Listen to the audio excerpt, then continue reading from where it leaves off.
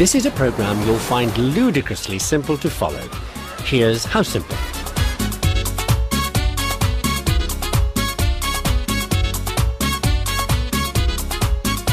Seguimos siendo la moda como Tommy Hilfiger. You look at me and say yes, yo that's the nigga que te puso a bailar y gritaron ¡Aleluya! Yo bailo con tu jeva y yo bailo con la suya. Homenaje a Selena, grité la gente que no bailan, entonces que se salgan para afuera, para la calle sin cotorra. No te mando para la... See what I mean? It's going to be elementary stuff. You know, the great thing about history, you don't need to have a PhD to make your mark. For instance, in the 19th century, there's this guy who comes up with only the explanation for life with a capital L. And what is he? An unqualified, self-educated property surveyor who happens to have a bee in his bonnet about bees. Well, insects. Well, creepy crawlies of all kinds. Ends up collecting 145,000 species. That's species, right? Not individual creepy crawlies. And he does it all on his own measly savings. And he does it all in the Amazon. And on tropical islands, getting himself all worked up about how local the locals are. That's creepy crawly locals, you understand. This guy's only interested in creepy crawlies. And he's obsessed about how they got to be so local. I mean, there are so many variations. Beetles on one side of a river are a different variety from beetles on the other side, for instance. Wherever you go, the little beetles seem to have worked out how to adapt to the amazing variety of habitats in the world.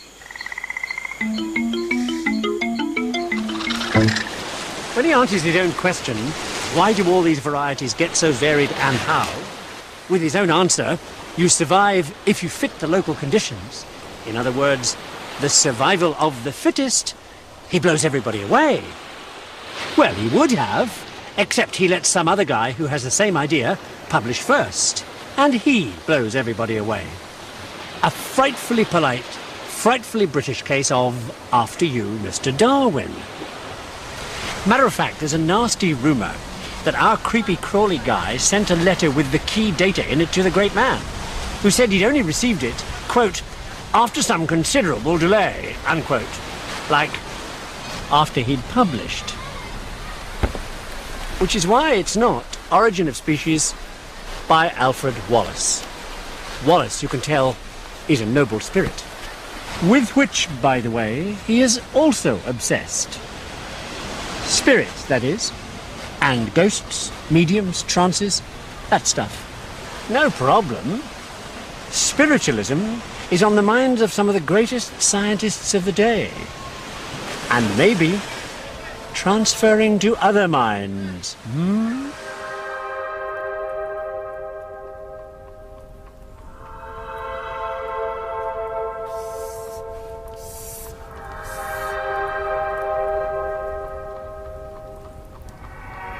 Telepathy is the obsession of another spiritualist, an eminent British physicist named Lodge, who invents those cards you see in all the telepathy tests, with squares and stuff on them. In 1883, he's asked to investigate two saleswomen in Liverpool, England, who seemed to be able to communicate with each other by transmitting thought waves.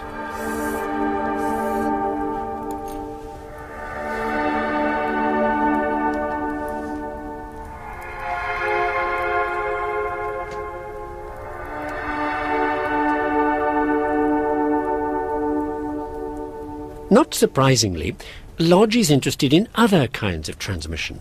In this case, with the mysterious new electrical signals. Problem is, they're even harder to detect than thought waves. So Lodge comes up with a little gizmo that reacts to even the tiniest electrical signals. So simple, it's brilliant. Lodge's idea is to use a telegraph key to send electrical signals when it triggers an electric spark that produces the signal. Usually, it's too faint to detect. Lodge fills a tube with iron filings that react to the tiniest incoming signal by sticking together. Then an automatic tapper breaks the filings apart, ready to receive again.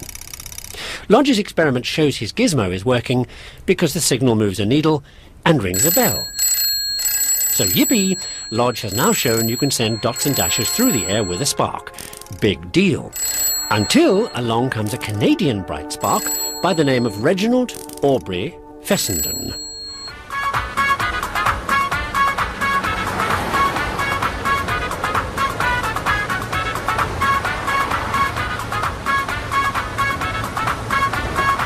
This is Fessenden.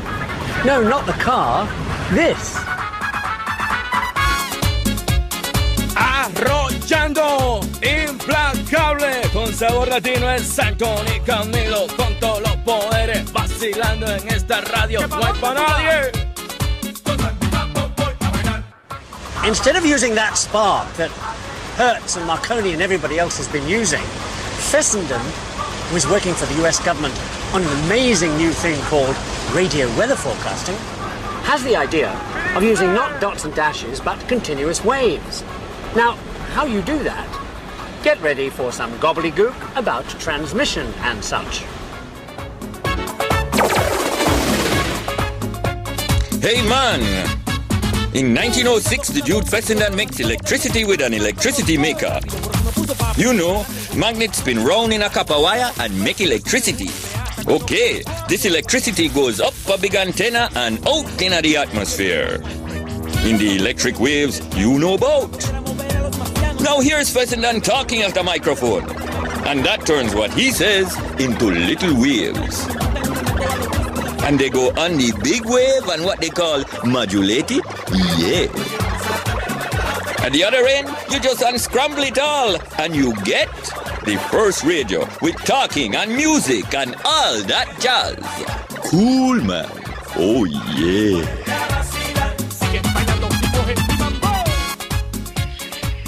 Now, there are those, including some of Fessenden's backers, who think he's gone totally bananas.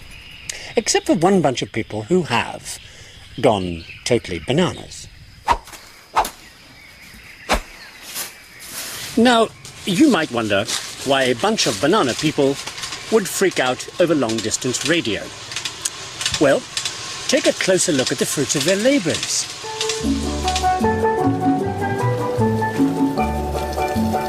The thing about bananas is they grow so fast.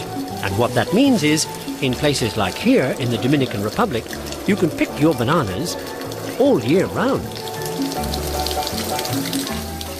And then the clock starts to tick because the second you pick your banana, it starts to ripen. So you've got to get it to market fast. That's where radio comes in, to organise long distance. Get your trains and your ships to the same port at the same time. Avoid train loads of rotting bananas going nowhere. And all this happens because the amazing growth of the banana is only matched by the amazing growth of the banana market. I mean, in America, you can make anything up to 500% profit.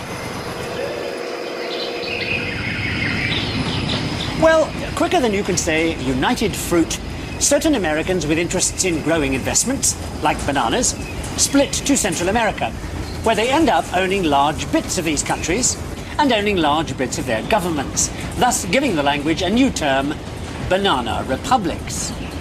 And a new international musical smash hit to go on the new international radio waves. I'll just play you a couple of bars. Yes, we have no bananas. We have no bananas today.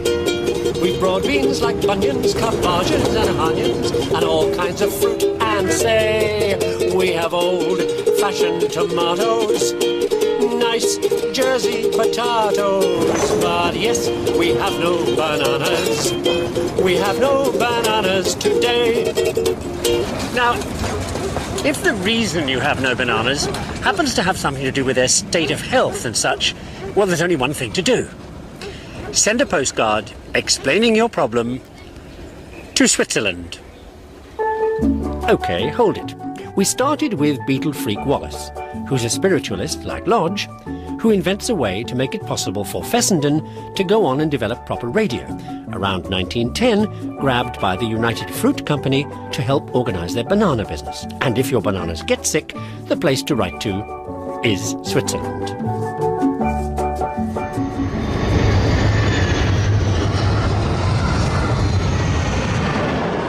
which, guess what, is where we go next.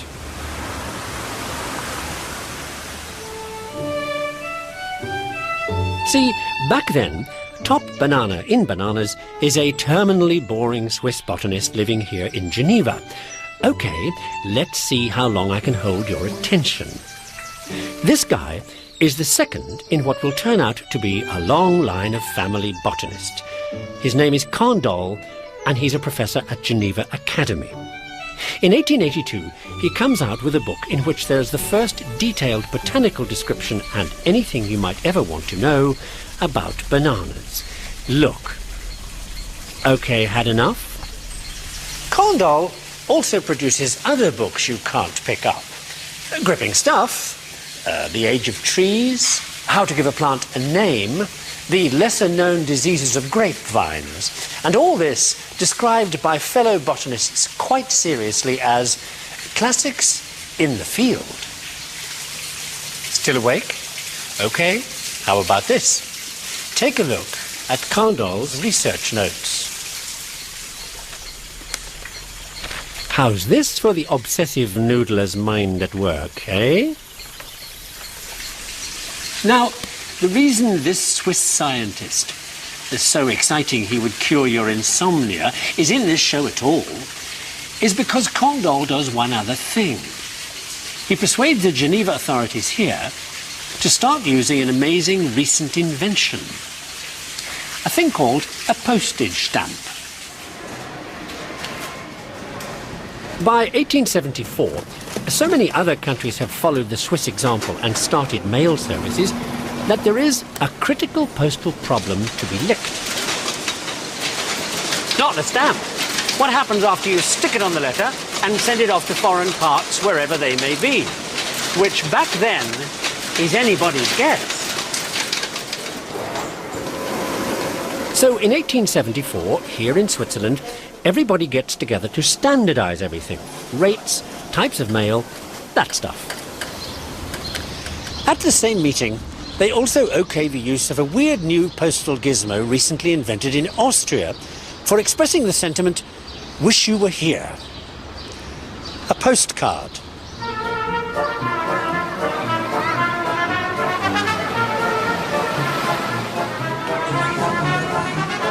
In Britain early on, postcards are all saucy, kiss-me-quick stuff about naughty goings-on at the beach, drawn by artists who start out in politics.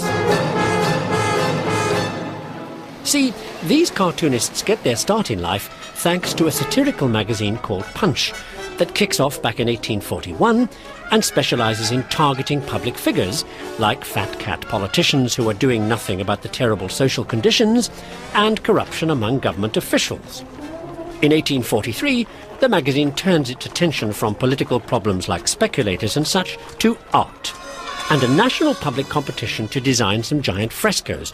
The theme is heroic thoughts, and the winners are so abysmal, Punch does its own. Here's one, titled Capital and Labour, with the line, just as well there are the rich to enjoy the profits from what the miners get up to down below.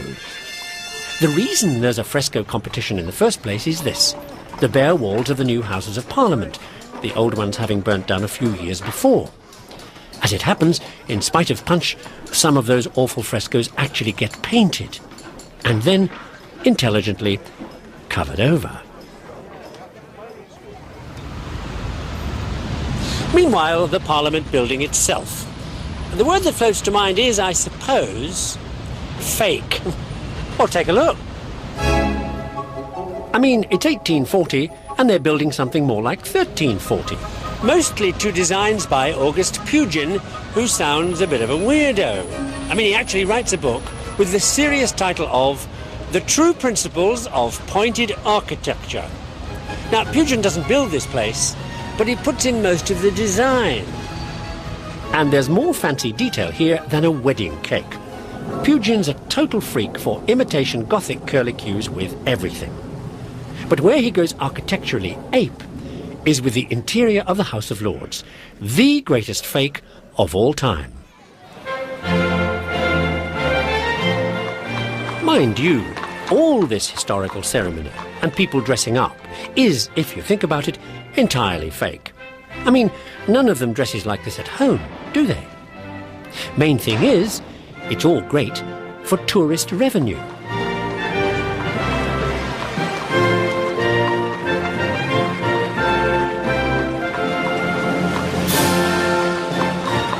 My government intends to govern for the benefit of the whole nation. But the whole point of surrounding your fake pageantry with all this fake medieval Gothic is that Puget and everybody else regards Gothic as true blue Brit, mother of parliaments, home of democracy and all that. No devious influences from devious foreign parts.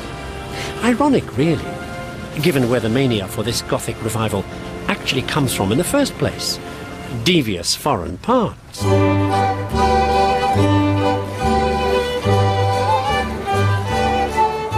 Well, Germany. Well, 18th century Germany. Today, the Baltic Republic of Latvia, where a whole Western cultural movement started with a chip on the shoulder.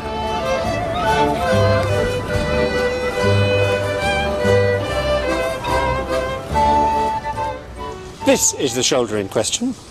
A teacher called Herder you may not have heard of, because everybody snitches his ideas and becomes more famous than him. Famous like Byron, Schubert and Goethe. But that chip, put it this way, you're a German in 1770. A bit embarrassing that, because there's really no such thing. Germany's about 300 different little tin-pot independent states, in one of which Herder is when he has these brilliant thoughts. Here, in the ancient city of Riga.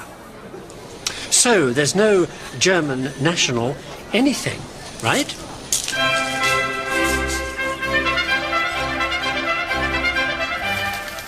The real reason for that chip on Herder's shoulder is that the French reckon Germans have no style. So he starts churning out books by the yard on everything from music to history, philosophy, literature, poetry, art, and above all, a shocking new concept. German culture. One great example of which is, of course, the architecture Herder reckons was invented by Germans, Gothic. So Herder kicks off the great German Gothic revival that ends up giving the Brits the Houses of Parliament, remember? So now it'll be fashionable to be German. And you can forget all that French Age of Enlightenment stuff about order and logic that has the rest of Europe by the short and curlies at the time. Order is out. Anarchy is in. This idea rapidly turns into the back-to-nature thing we now call the Romantic movement.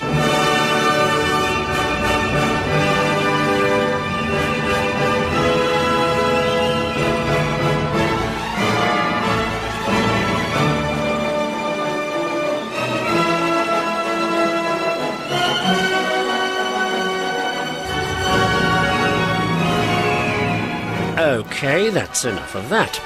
Let's take one last look at the business of that chip on Herder's shoulder. Which also gets Herder all excited about ancient Germanic folklore, back in the mists of time when Germans were, he thinks, the original human race. An idea which will get some other people excited a couple of 100 years later.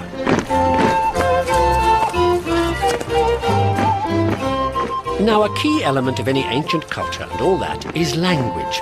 If you could find the ancient original language, you'd be that bit closer to knowing what those ancient Germans were like, and why, as Herder says, they were so superior. So, for Herder, it is like dying and going to heaven when he gets to hear of a newly discovered poem dating from, wait for it, the 3rd century.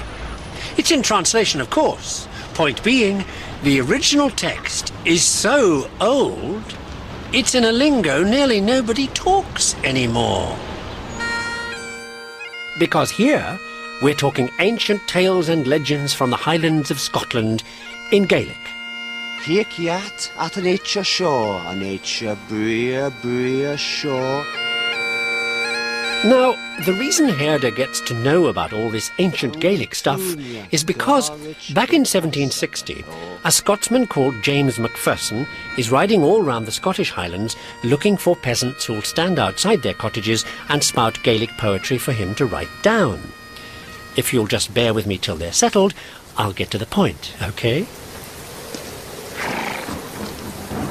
James McParland is behaving in this weird manner for the very simple reason that he doesn't want to see his country Disneyfied, by which I mean letting the English do this to it.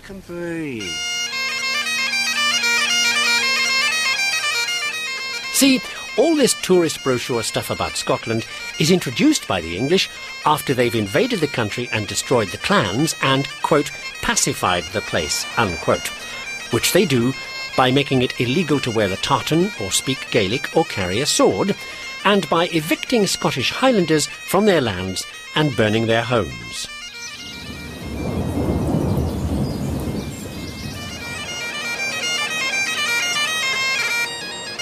So all this unpleasantness is why our friend James McParland is scribbling furiously, because he can see the writing on the wall for Celtic culture. McParland hopes to stop the rot by publishing a great 3rd century epic poem he's discovered in the Highlands, all about the Celtic hero Ossian. And it's the Ossian epic that blows away that German guy Herder, remember? And starts the whole romantic movement. Thing is, the whole epic is an epic fake. McParland makes it all up, out of bits and pieces he picks up on this tour of the Scottish Highlands, and a lot of stuff he writes himself. And Ossian fools everybody else besides Herder too. I mean, we're talking an international bestseller in 26 languages. Well, if you're going to fake it, make it a royal fake, right? OK, where are we? That banana scientist, you recall, persuades the Swiss to use stamps on naughty postcards drawn by British cartoonists who ridicule the way their new parliament is fake Gothic, thanks to the Romantic movement, inspired by the great Ossian epic that fools everybody because it's a royal fake. Speaking of which...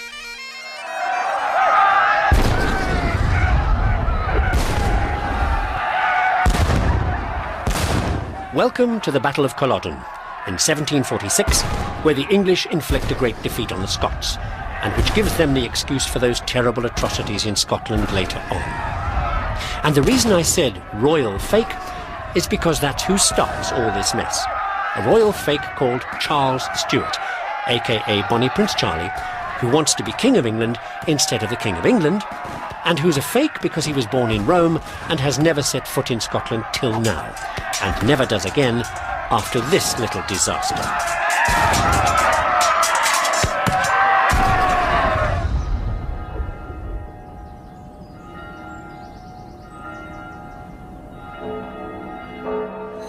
After the defeat at Culloden, Charlie bums around Europe, and in 1770 ends up here in Florence, where he rents the Corsini Palace, where he falls down in a drunken stupor every night after playing himself to sleep with this old Scottish tune, and crying over spilt whiskey, and the Highlanders he'd led to their deaths, and the women he'd let down, and the promises he'd broken, being an international laughingstock and a lousy cello player. And maybe remembering a woman called Flora MacDonald. Flora, being a loyal fan, who risked her life for this has-been after the great defeat. She disguises him as a woman and gets him to the ship waiting to smuggle him out of the country, so he can run away.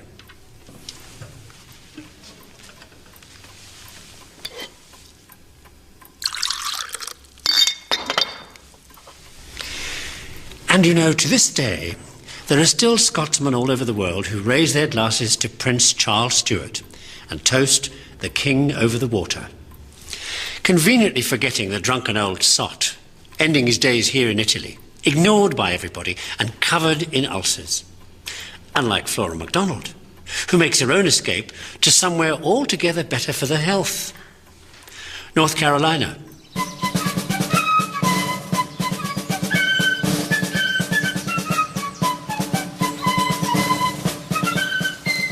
These are the great pine forests along the Cape Fear River in North Carolina, and they're where most of those runaway Highlanders end up.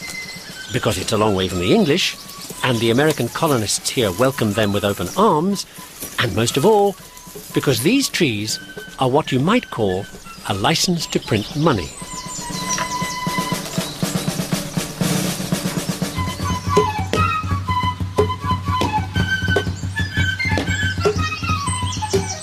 These trees are vital to national security for the same reason that all North Carolina people are called Tar Heels. Because what you do to keep your navy floating and fighting fit is chop up the trees and then cook them in an underground kiln. And what comes out of them is a black tar. Makes any ship waterproof for life.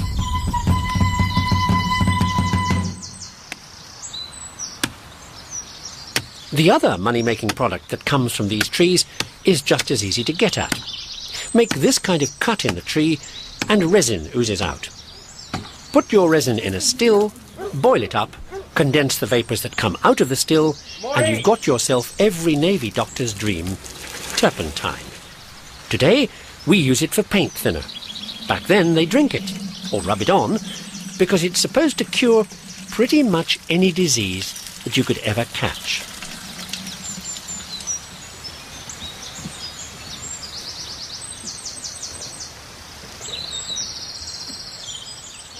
So, in 1775, you're doing all this in North Carolina, you're one of the people helping the British Navy rule the waves.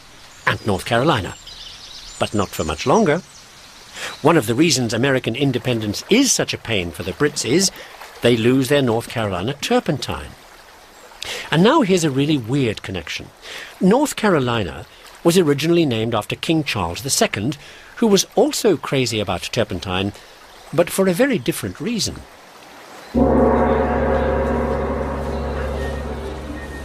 Back in the 1670s, Charles is nuts for anything Chinese, especially lacquerware.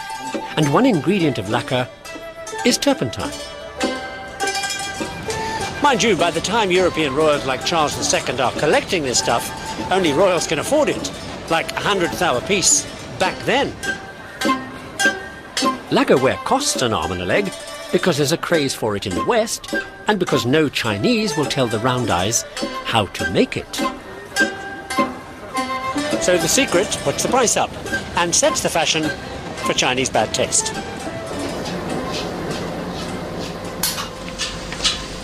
Eventually, the crafty Westerners work out that turpentine's involved with the lacquer in some way.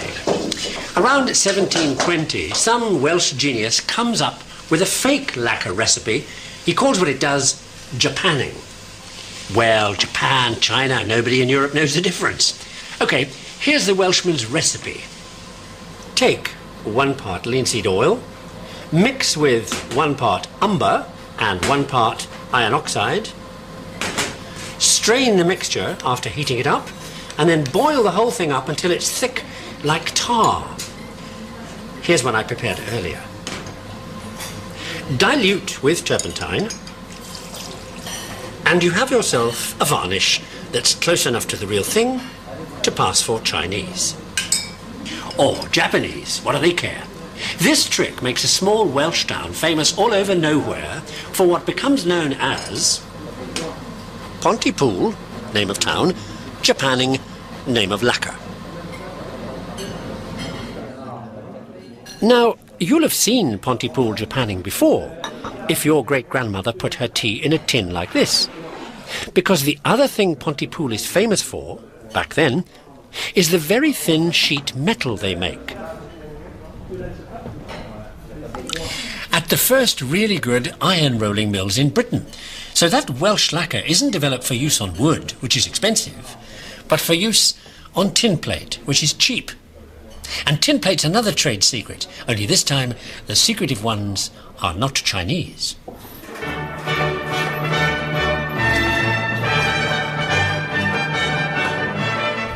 They're Germans, which is why this guy, French Secretary of State Colbert, is making overtures to them and any other foreign craftsman to come to France and get French industry out of the ash can, where it's been since the king spent all the country's money.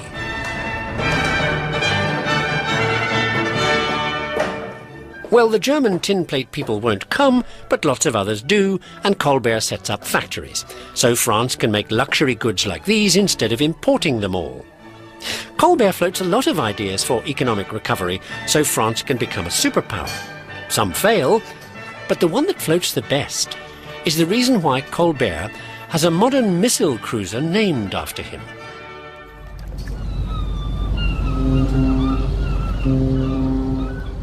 Today's French Navy is only there because back in 1665, when Colbert arrives on the scene, there is no French Navy worth talking about. A few rotting hulks, all chiefs and no Indians. And as for the mariners' morale, well, sinking fast. Colbert himself gets particularly ticked off when he finds out that one day, when they need a spare mast, there isn't one to be found in the entire country. So he pumps in money up the naval yin-yang and turns the whole situation around. He opens new training schools, new arsenals for weapons development, and above all, new shipyards. Here, here, and here. And it all works brilliantly. In no time at all, there are 120 new French warships, backed up by everything else navies are supposed to have. Guns, ammo, that stuff. Thus, putting France back into the superpower league.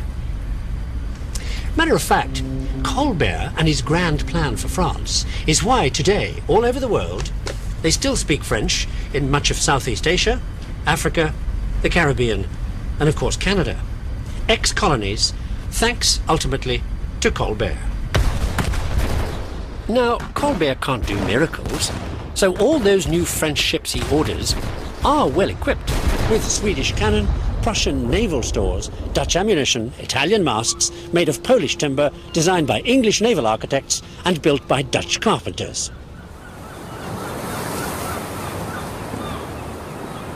This is the kind of thing all those foreigners make for Colbert. Well, to be fair, there are one or two Frenchmen involved, and one of them's a guy called Pierre Puget. Puget is called, an interesting job description for a Navy man you'll think, artistic director. Well, this is France. And his main job is to make and paint ships' figureheads, as well as covering various bits of the ship with scrollwork, gold leaf, and fancy designs. And fancy is the right word.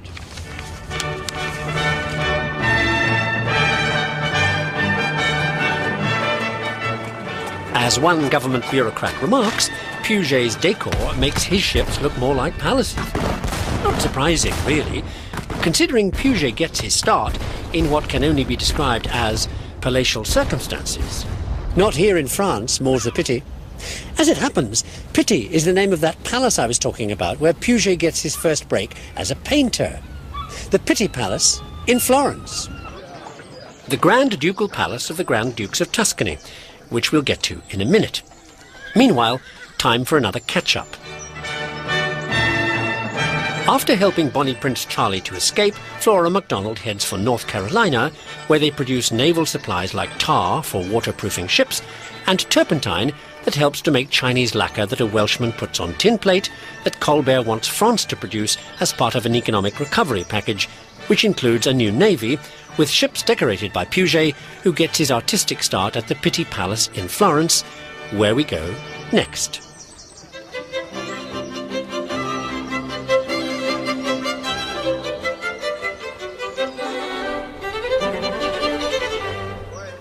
In 1650, the Pitti is being refurbished because it doesn't look grand enough for the Grand Duke, who brings in some of the hottest interior decorators he can find from all over Italy.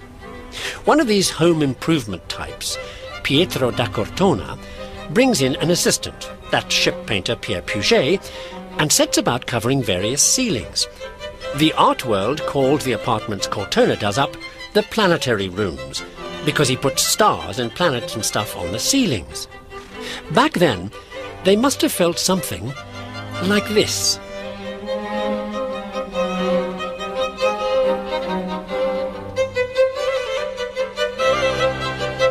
The point of all this heavenly decor is the Duke is crazy for the new astronomy coming from his favourite egghead, Galileo.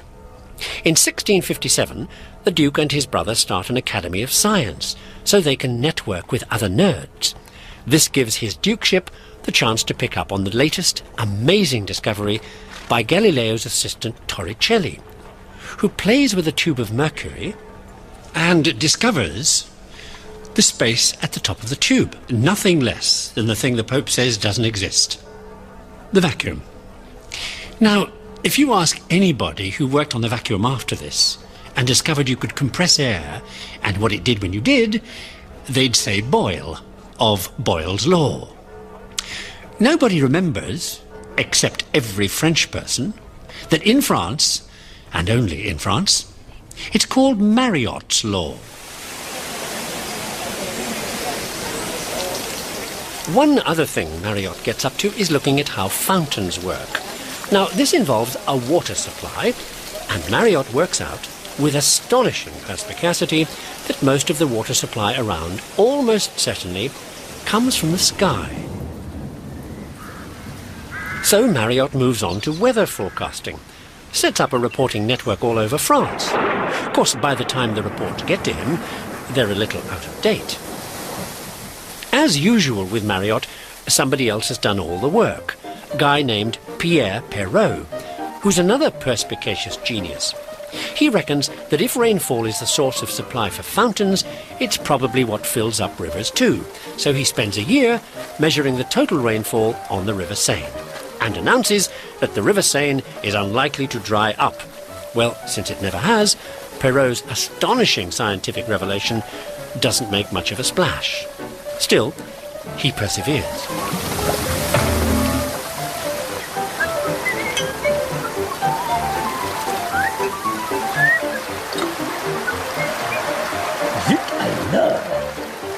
Not much else ever happens to poor old Pierre Perrault.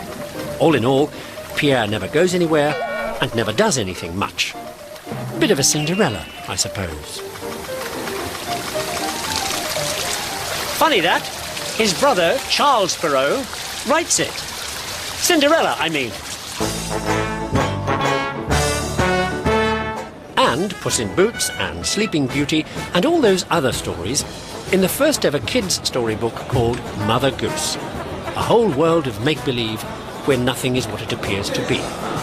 Which is the reason I'm telling you this in the French Disneyland. Because apart from storybooks, Charles Perrault gets into deep doo-doo with the French literary establishment when in 1697 he mounts an attack on the classics. You know, Greek and Roman literature.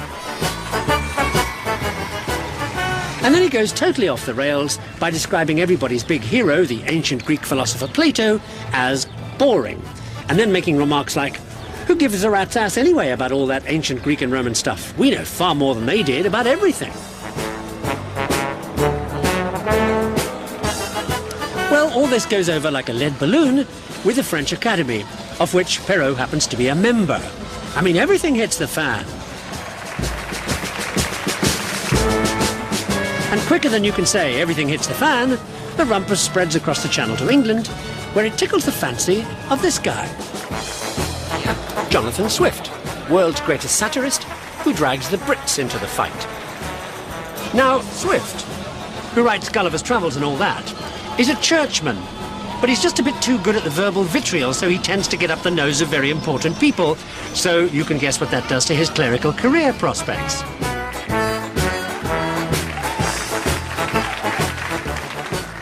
See, back then, the way to a comfortable life, lots of food and wine and not too much work, is to become a bishop.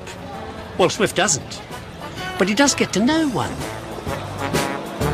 Bishop George Berkeley, after whom Berkeley, California is named.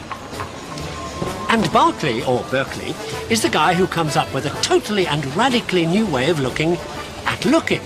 So far out that his contemporaries reckon he's gone way over the top. Berkeley's new thing is about training yourself to recognize that nothing is ever what it appears to be. Like all this is.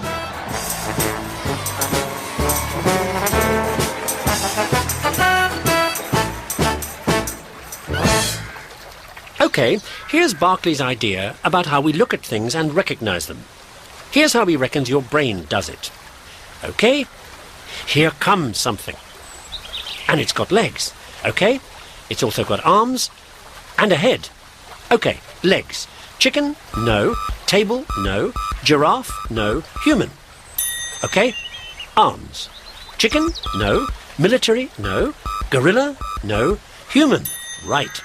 Okay, head. Chicken? No. Elephant? No. Human? Yes. Okay, got it. It's a human being. Berkeley reckons you recognize features because they're stored in your brain. Everybody reckons he's nuts. This guy, Thomas Young, doesn't. Young is a baby genius. Learns to read at 2. By the age of 4, he's read the Bible twice. An 18th century propeller head.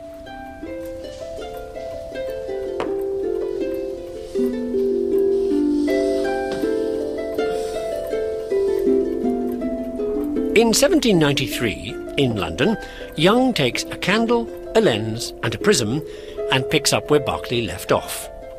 Young reckons, like Berkeley, that colour is processed in your brain too. All that hits your retina are the primary colours in the spectrum: red, green and blue. And he proves it like this.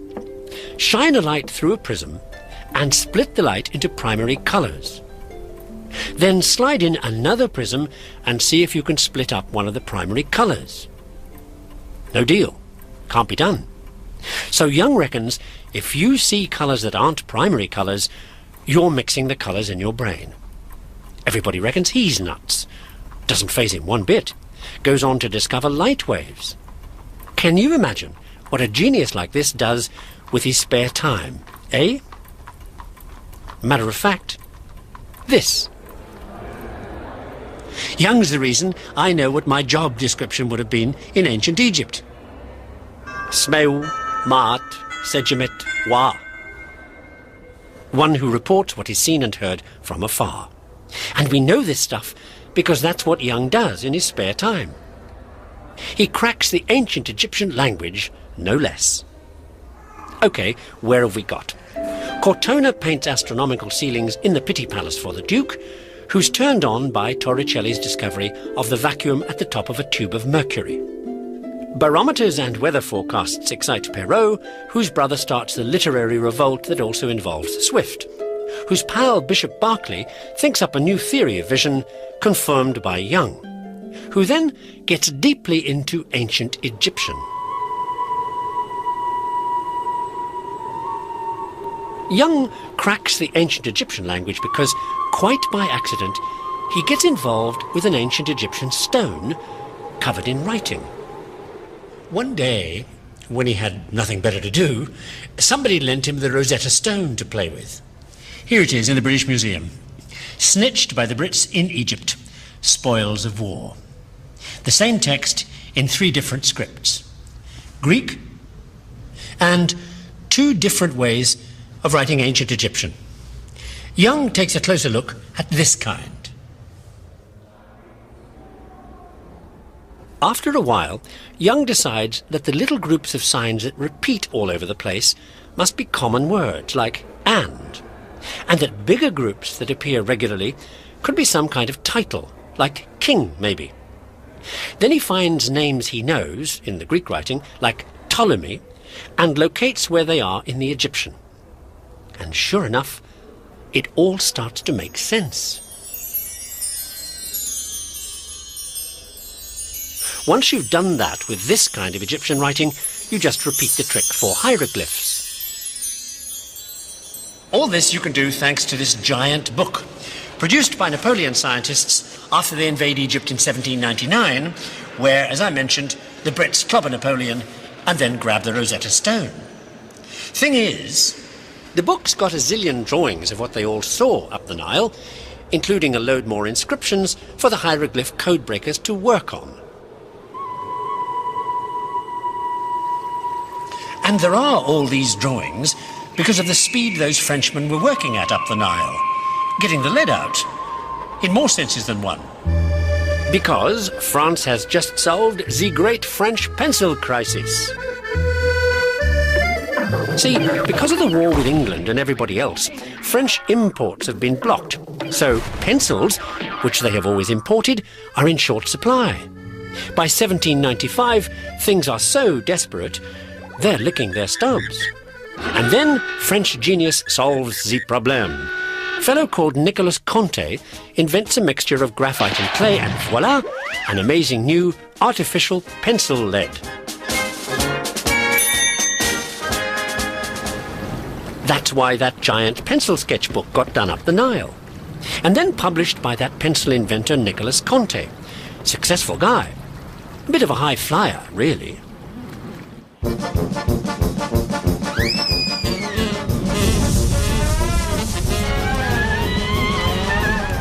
Conte's previous job has been chief of military balloons for Napoleon, so he's going up in the world. With the aid of telescopes, battles are orchestrated by French generals. They win, often, because up here it's easier to see what they're up to down there. However, for some strange reason, Napoleon takes against the idea, and that's the end of French hot air. Well, kind of. Meanwhile, ballooning takes off elsewhere. By 1861, there's an American Civil War going on, and ballooning freak Professor Thaddeus Lowe gets up to all kinds of tricks, like hovering above the Battle of Chickahominy on June the 1st, 1862, and sending telegraph messages down a wire to the Union general below about what the Confederate Army is doing. The general in question is George McClellan, who's running the Army of the Potomac and is one of the few people to realize you can spy with a balloon. Bright guy. Mind you, the general's had some experience at skullduggery before the war, when he's president of the Illinois Central and hires a detective to run railroad security. This detective is then conscripted by McClellan during the war to become a master spy. Bad news after the war for Butch Cassidy. He's among the more famous criminals, like Jesse James, caught by McClellan's now very experienced spy. Once he gets out of the army and opens the greatest detective agency in the history of the United States, and named after him, the Pinkerton. Allan Pinkerton's casebook looks like the who's who of crookery. He's the first to recognize that criminals have an M.O. He's a master of disguises and has a great collection of wigs, false moustaches, etc. But it's this that turns out to be Pinkerton's most famous case. Here, in the Pennsylvania coalfields in the 1870s. The case involves a bunch of Irish anarchists who are causing all kinds of mayhem, arson, murder, blowing up trains, and other such political statements. This bunch of fun-loving fellows becomes known as the Molly Maguires. Pinkerton decides to infiltrate the gang. Fortunately for him, he has just the right guy for the job. His name is James McParland, Irish, Catholic, and tough, who gets a job as a miner and starts to act Irish, Catholic, and tough.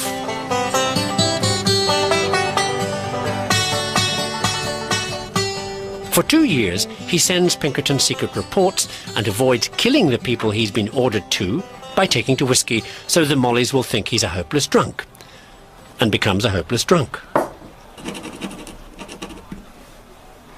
Finally, just as the Mollies are getting wise to him, he gets out by the skin of his teeth with enough evidence to bring the Mollies to justice. They hang 13 of them.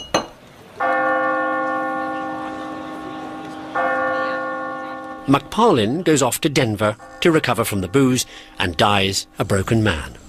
Still, he does become famous in England.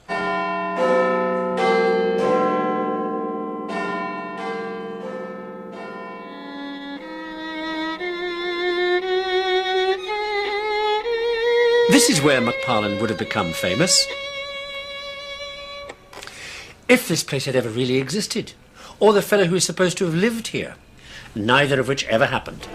But you try telling that to the fans, who've been making the pilgrimage to this place for the last 100 years.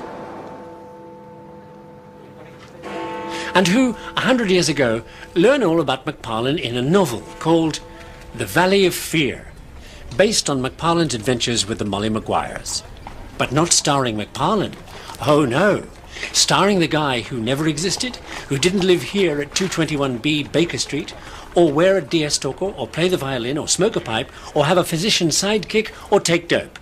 Because here is where my story ends. So let me review the clues and see if you can guess who never lived here. Beetle Freak Wallace, Lodge and Telegraphy, Fessenden's radio, used by banana growers, top banana in banana science, Candolle, who gets the Swiss into stamps used on postcards, with cartoons of the Gothic Houses of Parliament, inspired by Herder's Romantic movement, inspired by fake Scottish poems. The exiled Scots escaped to North Carolina, making turpentine, used for making Chinese lacquer on tin plate Colbert once. French Navy decorator Puget, who paints places where they play with barometers. The weather freak, whose brother's writing turns on Swift, whose pal Barclay has visual theories that Young confirms while decoding ancient Egyptian from examples sketched by pencils invented by French balloonists. The American balloon spy Pinkerton and his intrepid agent McParland, who becomes famous in England. Phew! Got it? Detective McParland is made famous in England by the greatest detective of them all. Because The Valley of Fear is the last Sherlock Holmes story Conan Doyle ever writes. And that's the end of my whodunit. But if you got the clues as we went along, you got there ahead of me. As Sherlock himself might have said, "It was elementary, my dear Watson.